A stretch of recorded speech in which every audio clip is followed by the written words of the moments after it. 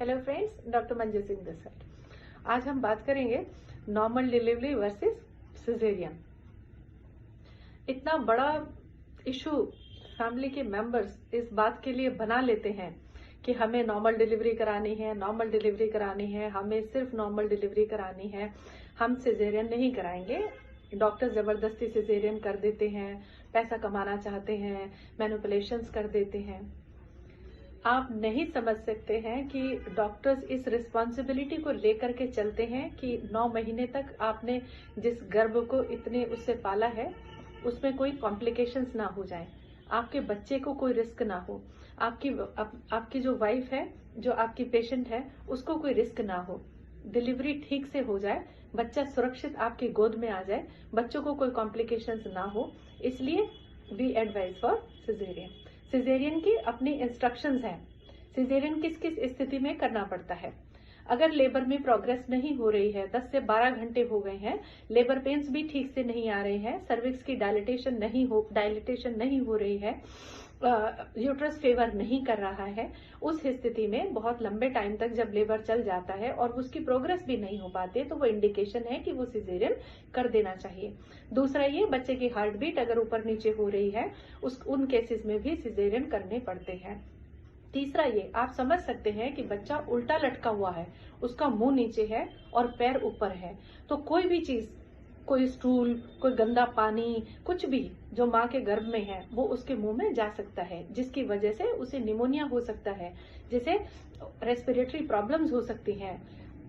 Cord around नेक है, कई बार सांस बच्चा प्रॉपर नहीं ले पाता है और उसकी वजह से कई बार नाभिनाल, क्योंकि गर्दन के चारों तरफ लटकी हुई होती है, बच्चा ठीक से सांस नहीं ले पाता है, सांस लेने में उसको दिक्कत होती है, तो बच्चे की जान पे ना बन जाए इसलिए भी सिजेरियन करने पड़ते हैं। ब्रीच प्रेजेंटेशंस में भी सिजेरियन ही फेवरेबल है। अगर आपका बच्चा बहुत हेल्दी है, तो 3.5 पौने 4 किलो से ऊपर है, तो माँ की जान पे बनाए, बच्चे की जान पे बनाए, उससे अच्छा है we should go for caesarean.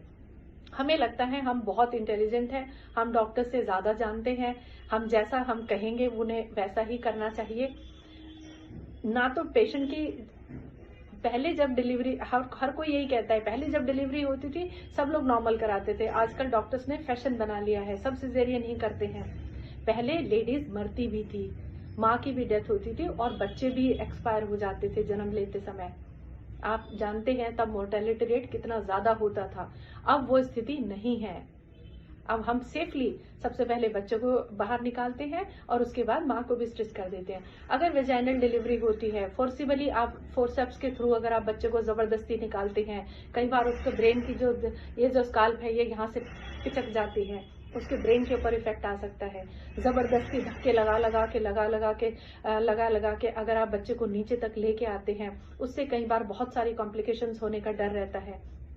Painless delivery, जब पेन बर्दाश्त नहीं होते हैं 10-10, 12-12 घंटे के, पेनलेस डिलीवरीज भी करानी पड़ती हैं। एनेस्थीसिया के अपने साइड इफेक्ट्स होते हैं।